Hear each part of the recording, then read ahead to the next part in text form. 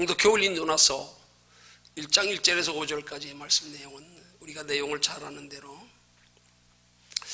니느웨 성에 악독이 가득하여 하나님께서 요나 선지자를 통하여 하나님의 심판을 예고하시면서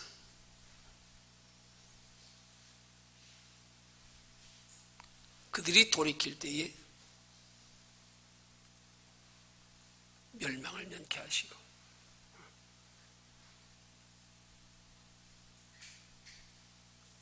하나님의 보호를 받게 하시려고 요나 선지자를 니느웨 성으로 가라 명령하시는데, 요나가 자기 백성들을 대적하던 괴롭히던 니느웨 백성들이 혹시 가서 하나님의 멸망을 선포하면 돌이켜 하나님 앞에 회개하여 멸망당하지 않을까봐, 멸망을 면하게 될까봐 그것이 못마땅해서 하나님의 명령에 순종치 아니하고 여호와의 낯을 피하여 다시스로 가는 배에 뱃삭을 주고 올라타서 도망가다가 일어난 광풍에 관한 이야기입니다. 오늘 말씀을 통하여 하나님이 주신 제목은 배멀미입니다. 오늘 이 말씀 속에 배멀미에 관한 내용이 무엇일까 살펴보니까요, 배멀미의 근거가 될 만한, 거기에 뭔가 이유가 붙을 만한 구절이라고는 4절에 있는 말씀밖에 없어요. 여호와께서 태풍을 바다 위에 내리치시매 바다가 가운데 폭풍이 더욱 대작하여 배가 거의 깨어지게 된 것. 그 정도 상태였으면 배에 있는 사람들이 많이 고난을 당하며 멀미하겠지요. 그죠? 예.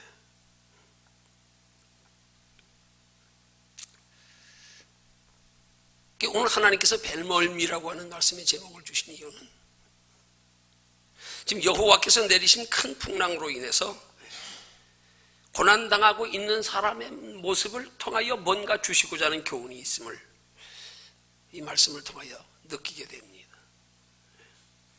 이들에게 뭔가 지금 큰 풍랑 가운데 고난당하고 있는 그 사람들에게 뭔 교훈을 주시려는가, 그 사람들을 통하여 우리에게 주시고자 하는 교훈이 무엇인가. 오늘 본문에서 배가 큰 풍랑을 만나게 된 원인은 요나의 불순종 때문입니다. 아마도 하나님의 명령에 불순종하여 다시스로 가는 배를 요나가 타지 않았더라면 그때 풍랑이 일어나지 않았을 겁니다. 요나의 하나님의 명령에 대한 불순종 때문에 풍랑이 일어난 거예요. 근데 그 풍랑으로 인하여 요나와 함께 배에 타고 있는 많은 죄 없는 사람들까지도, 하나님의 불순종과 요나와 상관없는 사람들까지도 애매하게 함께 고난을 당하게 되었다 이 말입니다.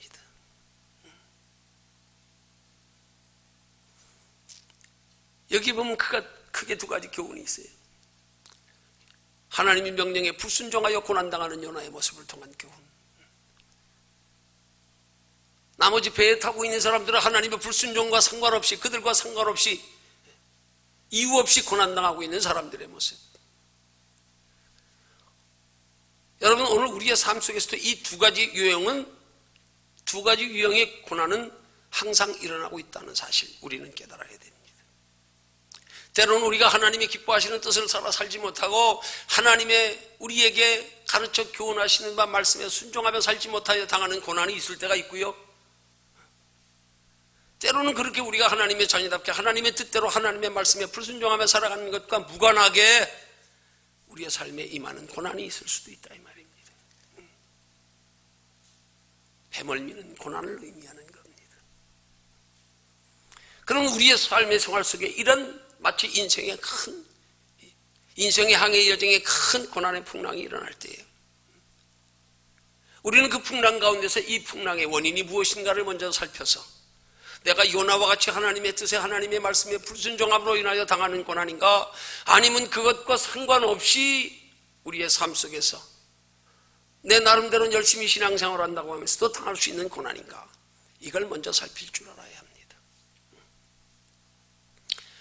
그래서 요나와 같이 하나님의 뜻에 어긋나 하나님의 말씀에 불순종함으로 당하는 고난이라고 생각될 때는 빨리 돌이켜 하나님의 품을 더욱 가까이 하며 늦게라도 하나님의 뜻을 분별하여 깨닫고 하나님의 뜻대로 살기를 힘쓸 때에 고난은 멈추어지는 겁니다. 오늘 본문의 말씀해 보니까 이 풍랑의 원인을 저들이 결국은 견디다 못하여 제비 뽑아봤더니 요나라고 하는 사람이 뽑혔어요. 그래서 그 고난의 풍랑의 원인이었던 요나를 바다에 던지고 나니까 풍랑이 잠잠해졌어요. 우리의 삶에 하나님의 말씀대로 하나님의 뜻대로 살지 못하여 불순종 가운데 당하는 고난이 있을 수 있습니다. 빨리 깨닫고 돌이키면 고난은 멈춥니다. 먼저는 우리 마음의 풍랑에서부터 멈춰지는 겁니다. 근데 우리는 종종 고난이 올 때에 우리가 하나님과의 은혜를 먼저 회복하고 나서도 먼저 하나님을 의지하며 가까이 하며 돌이켜 회개하는데도 고난이 멈추지 않을 때가 있다는 사실을, 그 고난이 멈추지 않아서 낙심하고 의심할 때가 있다는 사실, 그건 뭐냐면 우리가 하나님의 말씀에 순종하여 하나님을 의지할 때에 멈추어질 고난은 먼저 우리 속에서 느껴야 할, 우리 속에 임어야 할 심령의 평안인데, 이것보다도 먼저 우리의 삶에 임한 환경적인 고난이 먼저 해결되기를, 잠잠해지기를 바라던 성도들이 그것들의 잠잠함이 없을 때 낙심하고 원망하고 불평하고 있을 때가 얼마나 많은지 모릅니다. 여러분, 하나님은 우리를 환경적으로 고난을 허락하시는 것보다 더 크고 중요한 것, 영적인 고난입니다. 우리 속에 영적인 고난만 해결되면, 진정한 믿음의 사람들이라면 환경적으로 아무리 고난이 있어도 그 안에서 주님이 주시는 평안이 있어요. 우리는 그 평안을 추구하며 사는 것이 신앙생활이 되어야 합니다. 근데 이런 우리 심령의 평안을 추구하지 아니하고 우리의 환경 속에서는 고난만 해결되고 그것만 평안해지길 바라는 신앙생활, 이건 신앙생활 아니라 종교생활입니다. 이건 신앙이 얕은 기복신앙의 성도들이 추구하는 신앙생활의 유형입니다.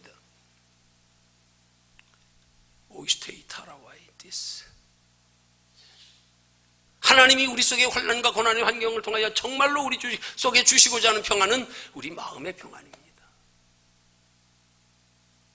마음의 평안에서부터 고난은 잠잠해지기 시작하는 거예요. 이 순서를 우리가 바로 깨달아 알아야 합니다. 그래야 고난에 당황하지 않습니다. 낙심하지 않습니다. 시험 들지 않습니다. 상처받지 않습니다. 고난 중에도 소망 가질 수 있습니다. 호로스테리 타로와이테시.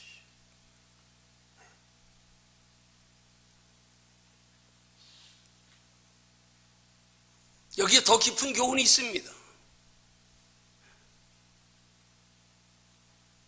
오늘 본문에 나타난 요나라고 하는 사람은 하나님의 선지자입니다.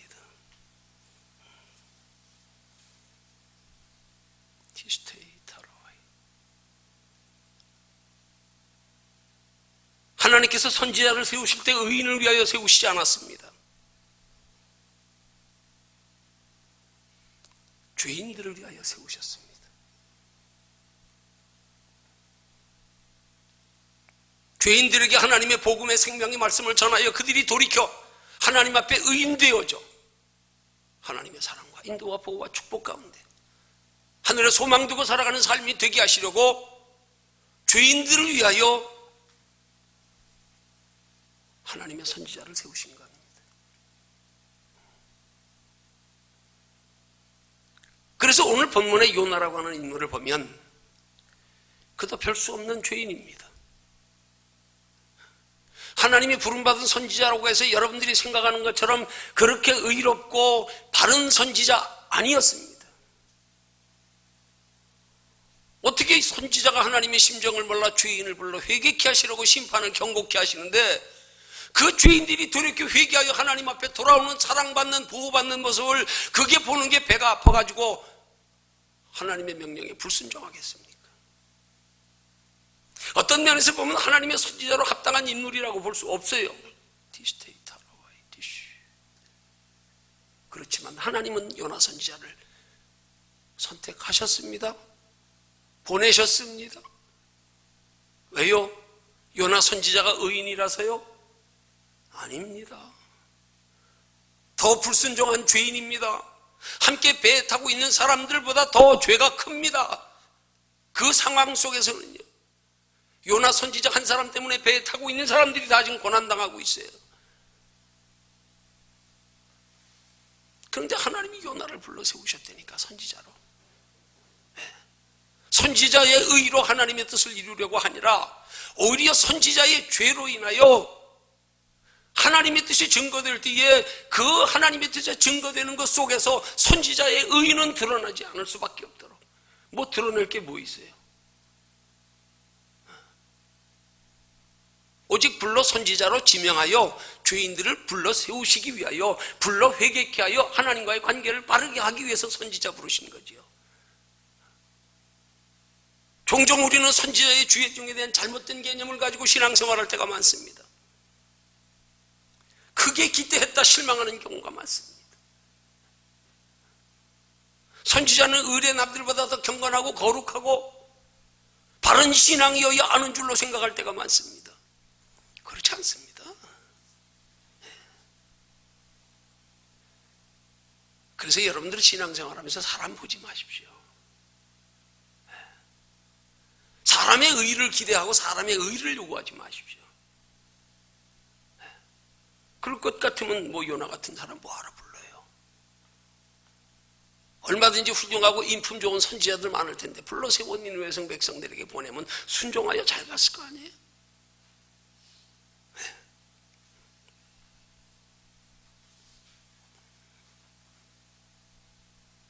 선지자의 사명은 자기 의와 상관없이 자기 의로 복음 전하는 게 아니고 자기 인격으로 복음 전하는 게 아니고 오직 하나님께 뽑혔기에 부름 받았기에 하나님이 지명하여 불렀길래 그죠? 죄인들에게 하나님의 복음을 전하여 하나님께서 선지자를 사용하여 그들을 세우시는 것에 통로로 쓰임 받는 존재일 뿐입니다. 어떤 면에서 선지자는요, 의인들에게는 선지자 보냄을 받지 않았습니다. 죄인들에게 보냄 받았습니다.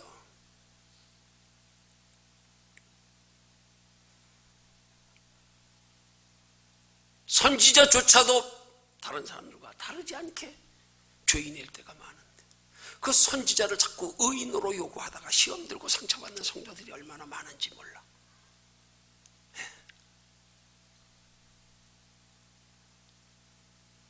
의인은 우리의 의가 아닙니다. 하나님이 불러 세우시기에 의인 되는 겁니다. 우리의 구원은 우리의 의로 받는 것 아닙니다. 하나님이 일방적으로 자기 생명 내어주시면서 우리를 사랑하셔서 구원하신 겁니다. 내가 선해서요? 내가 착해서요? 아닙니다. 선지자에게는 죄인들이 대상입니다.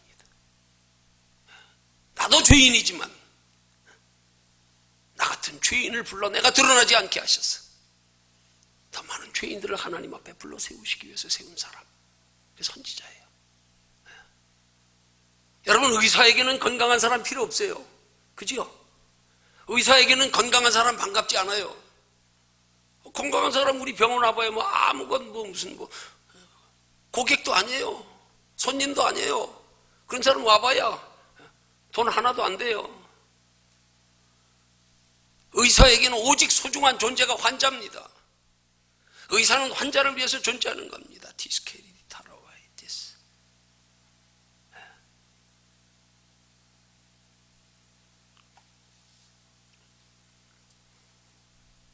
그래서 누가복음 5장 31절과 32절에 보면요, 주님이 이렇게 말씀하십니다. 예수님이 친히 하신 말씀. 예수께서 대답하여 가라사대 건강한 자에게는 의원이 쓸데없고 병든 자에게라 쓸데있으니 내가 의인을 부르러 온 것이 아니요 죄인을 불러 회개케 하려 함이니라. 죄인을 불러 회개케 하시려고 주의 종을 세웠는데, 죄인을 불러 회개케 하시려고 세운 주의 종에게 하나님 그가 인격적으로 성품적으로 뭔가 갖추어져서 세우는 게 아니라, 그러면 하나님의 영광이 별로 드러나지 않아. 내가 드러내고 싶지 않아도 나는 감추려고 그러는데 사람들이 자꾸 나를 봐.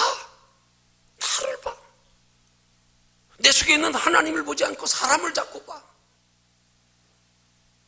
그런 것 때문에 때로는 하나님께서 이렇게 요나 같은 선지자를 불러서 큰 성 니느웨 성을 회개케 하시려고 하는 거란 말입니다.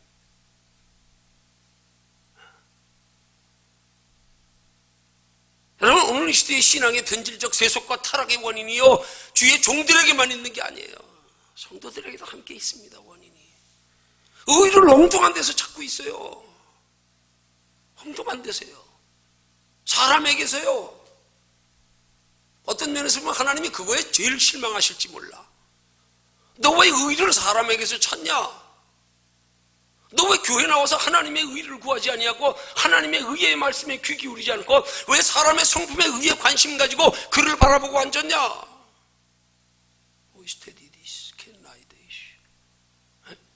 여러분 어떠십니까? 여러분 어떻게 바라보십니까? 여러분 뭘 보고 신앙생활 하십니까?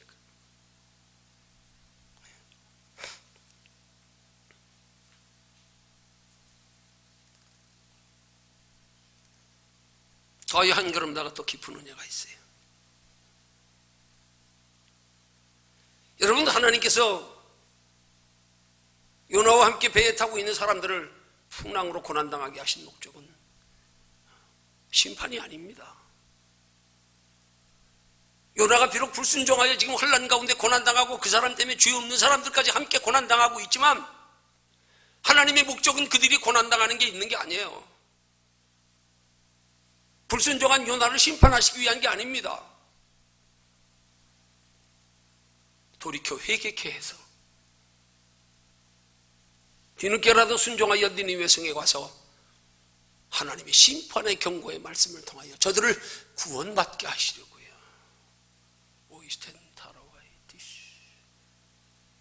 오늘 우리의 삶 속에 종종 우리가 하나님의 뜻대로 살지 못하여 고난당할 때도 있습니다. 그렇지만 우리가 하나님의 뜻대로 살지 못하여 고난당한다고 해서 그 고난이 하나님이 우리를 징계하시고 미워서 때리는 고난이 아니라는 사실 똑바로 알고 착각하지 말아야 돼요. 자기 스스로 착각해서 죄의식 가지지 말아야 된다 이 말이에요. 그건 마귀에게 참소당하는 거야. 오히려 연약한 성도들 하나님은 더 사랑하셔서 그들을 돌이켜 하나님의 사랑받는 은혜 가운데 보호받는 복된 성도들 만드시려고 사랑의 표현입니다. 이걸 착각하니까 우리 신앙생활하다가 스스로 낙심하고 스스로 마귀에게 참소당해서 스스로 자기 자신을 정죄하며 부끄러워하며 신앙생활하는 사람들이 또 얼마나 많은지 몰라. 아닙니다. 착각하시면 안 됩니다. 하나님이 사랑치 않는 자는 그냥 버려둡니다. 그냥 그래 너 편히 살다 가라 그냥 버려둡니다. 하나님이 정말로 사랑하는 자는 버려두실 수가 없어. 때려서라도 돌이켜야지. 하나님의 사랑입니다.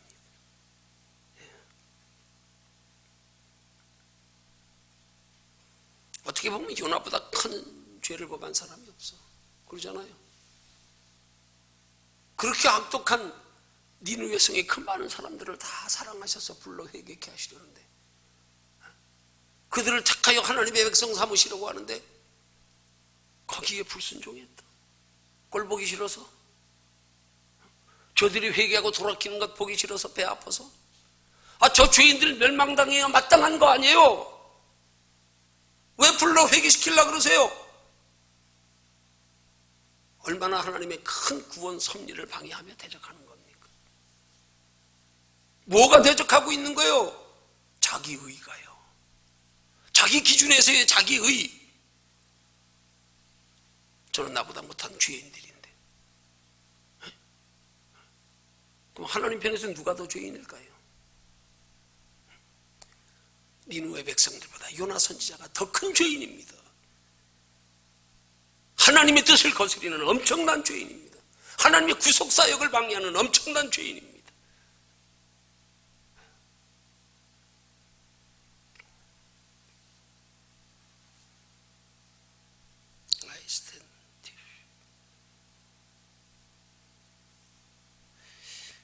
죄송해요.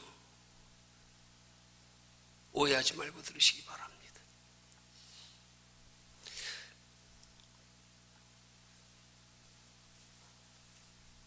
이제 밤 11시부터 새벽 4시까지 철야 기도를 한 지가 7년째 접어드는데,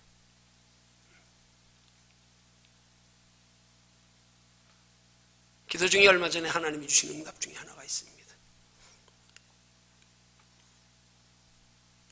구미가 너에게는 너무 작다.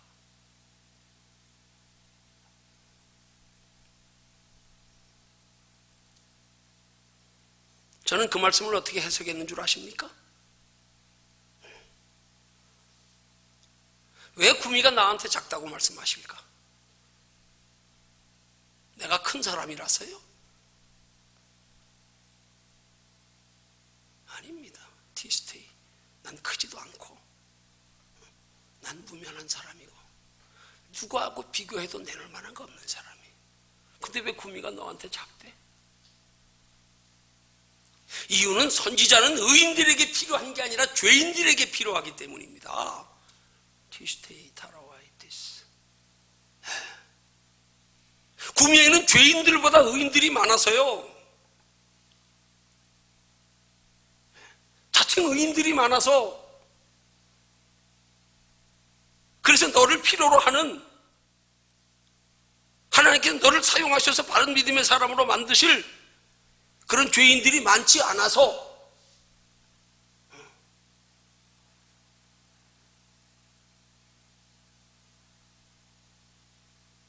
구미가 너에게는 작다. 나를 통하여 바른 믿음을 만드실 사람들이 적기 때문에, 그래서 작은 거예요. 상대적으로 적은 사람 바로 세우려면 작은 사람 쓰지 뭐 큰 사람 써. 오해 풀리셨지요? 내가 크다고 하는 얘기 아닙니다. 그럼 또 혹시 여러분들 속으로 오해하실지 몰라요. 그러면 여기 있는 우리는 다 죄인인가? 아니요. 다시 표현할게요. 여기 있는 소수의 사람들은 그래도 죄인됨을 의식하는 겸손한 의인들입니다. 죄인됨을 의식하는 겸손한 의인들.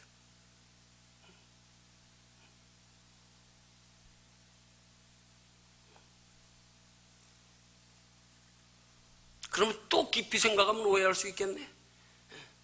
그럼 여기 있는 사람들 외에 다른 교인들이나 다른 성도들은 다 교만한 죄인인가? 우리만 겸손한 죄인인가?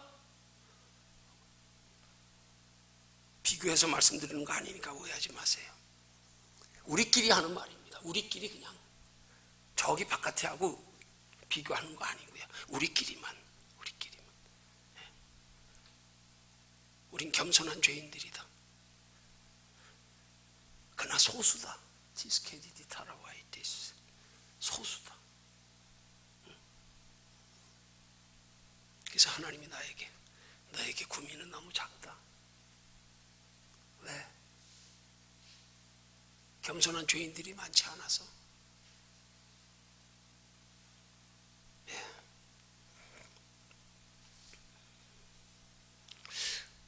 우리 요나처럼 교만한 의인 되지 마십시다. 아멘이십니까? 교만한 의인 되지 마십시다.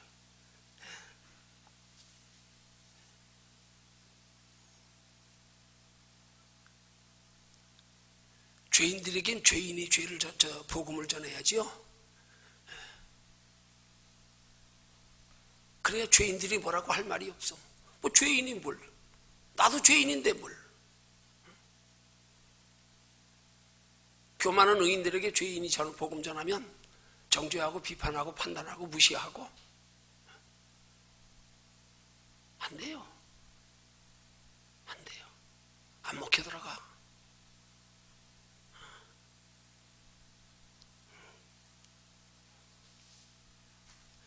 우리가 하나님 앞에 의인됨과 죄인됨이 중요한 게 아닙니다.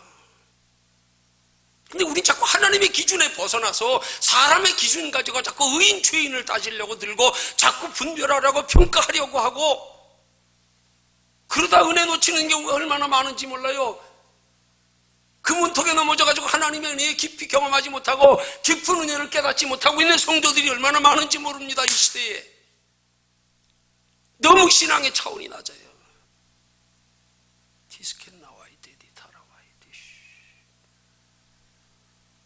그래서 깊은 은혜의 말씀을 들을 사람들이 많지 않아요.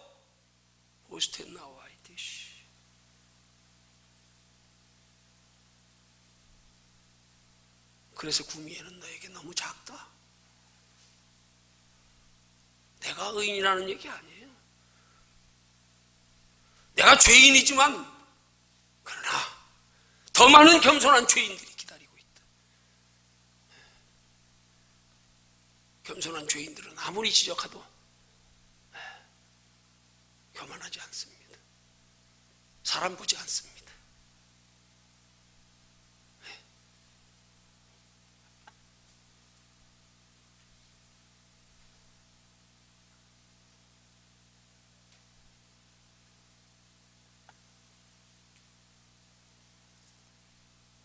오늘 우리 시대에 많은 사람들이 동일한 고난을 받는데 고난의 이유가 각기 다 다릅니다.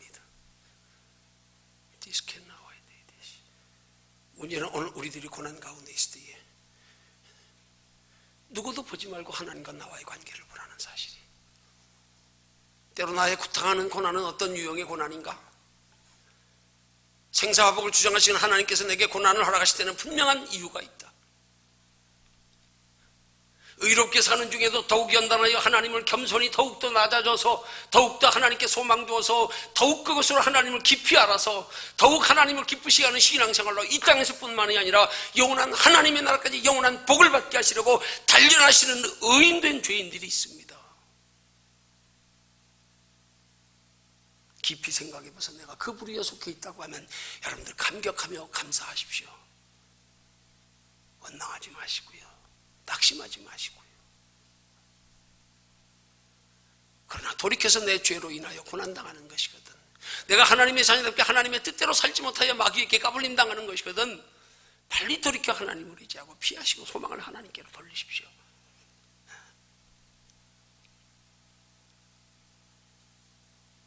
그래서 겸손한 죄인 되시기를 주님의 이름으로 축원합니다. 교만한 의인보다 겸손한 죄인이 훨씬 낫습니다.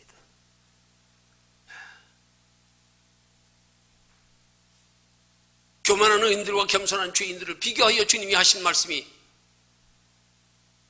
예수님 공생의 당시에 율법을 지켜 구원 얻는다고 주장하며 예수 그리스도를 배척하며 예수 그리스도를 이단이라 하며 율법을 가르치던 종교 지도자들, 바리새인 서기관들, 그들을 향하여 예수님이 하시는 말씀이 너희보다 세리와 창기가 천국에 먼저 들어간다. 그렇게 말씀하셨어요.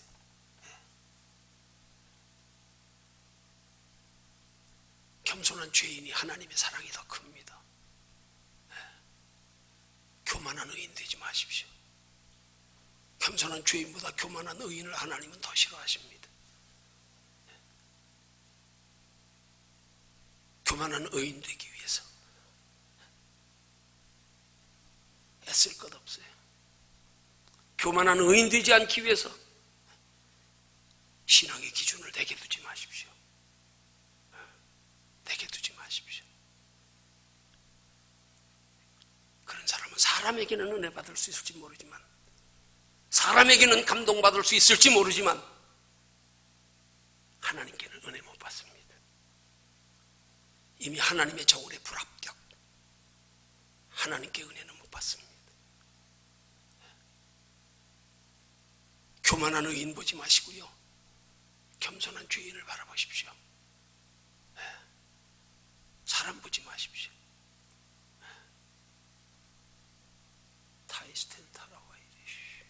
어떤 환경 가운데서든 신앙은 하나님과 나와의 관계가 가장 중요합니다.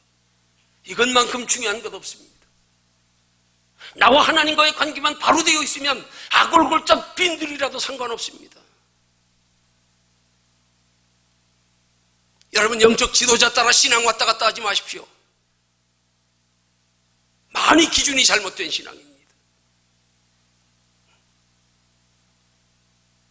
여러분의 신앙의 기준은 오직 하나님이 되십시오. 판단과 심판은 하나님께 맡기십시오. 여러분이 하나님과의 바른 신앙만 되면 어디에든 하나님은 여러분과 함께 하십니다.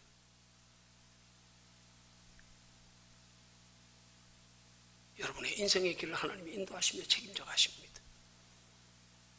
사람에 의존한 신앙 되지 마시기 바랍니다. 사람 따라 신앙에 영향받는 신앙 되지 마시기 바랍니다. 어린아이 신앙밖에 안 돼요. 나만 하나님과 관계 바로 하면 어디에서든 다 하나님이 내게 주시는 은혜가 있고 축복이 있고 깨달음이 있고, 사람은 통로에 불과합니다.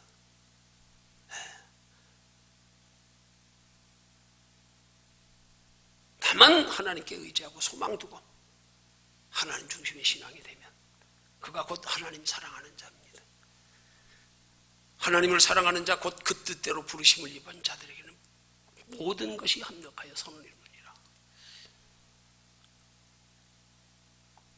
하나님만은 내 인생의 가치관이 180도로 뒤집어지고, 부산 해양대학교 ROTC 군사학 교수로 1년 6개월 재임하다가 군생활 마감하고 기도하여 의령 골짜기 가서 유년주일학교 아이들 가르칠 때입니다. 84년도 11월 달에 들어가서 그 이듬해 85년도 4월 달에 하나님이 희한한 사건을 통해서 결국 떠나오게 하시더라고요. 참 희한한 사건을 통해서. 뒤에 가서 오해는 풀렸습니다만, 정말 어떻게 하나님이 그렇게 각본을 만들어가지고 떠날 수밖에 없게 하시는지 몰라.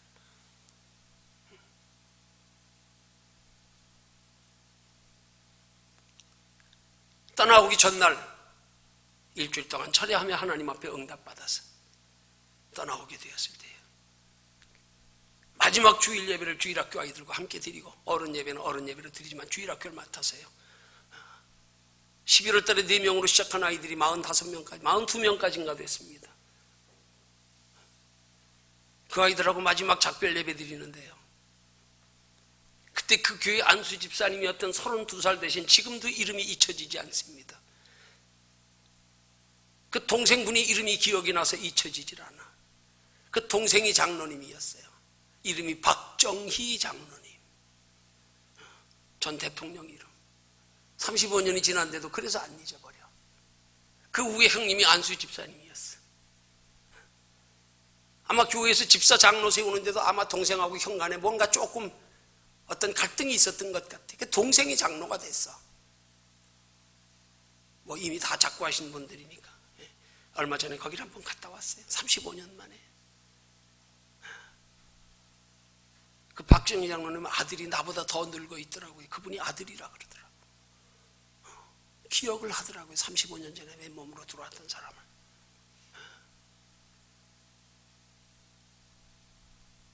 그 박기훈 집사님이, 안수 집사님이 이 주일학교 아이들을 가르치는데 뒤에 앉아가지고 마지막 시간에요. 맨 뒷자리에 앉아가지고요. 주일학교 아이들을 가르치는 마지막 예배 시간에 시작부터 끝나는 날까지 그렇게 눈물을 흘리시더라고.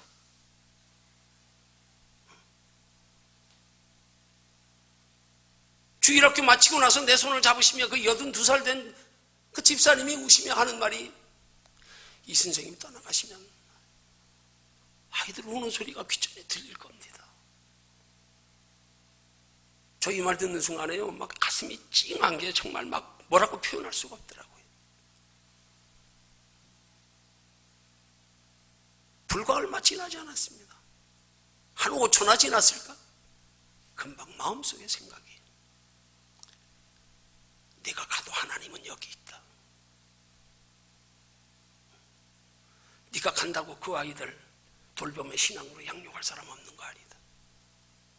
다 예비해 두셨다. 마음이 평안해지더라고요.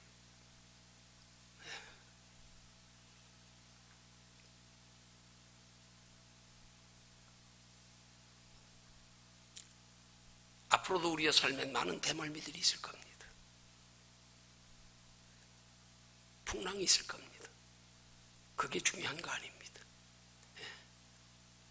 풍랑 가운데 하나님과 나와의 믿음만 돈독히 하면, 깊이 하면, 풍랑 가운데 더욱 하나님께 소망 두고 살아가면 그 속에서 하나님은 우리를 더욱 한 차원 높은 신앙의 생애로 우리를 이끌어 가시려고 손짓하고 계십니다. 그거 믿으시기 바랍니다.